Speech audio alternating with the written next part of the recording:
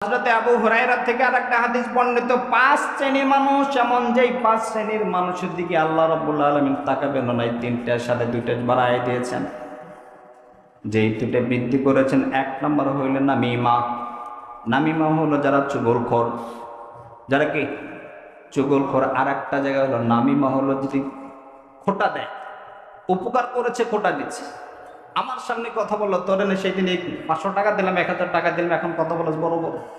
উপকার করেছে কোনো না কোনো সময়, আজকে সে অন্যায় করে যাচ্ছে, তাকে সাপোর্ট করতে হবে। দান করে যারা খোটা দেয়। অপর জায়গাতে আল্লাহ রাসূল বলেন, লা ইয়াদখুলুল জান্নাতা কত্তাতুন, জান্নাতের ভিতরে ওই সমস্ত ব্যক্তিগুলো প্রবেশ করবে না যারা দুনিয়ার জীবনে চুগল করেছিল। চুগলখোর কাকে বলে? আপনার কাছে বললো, আপনার বদনাম তার কাছে করবে, তার বদনাম আপনার কাছে করবে।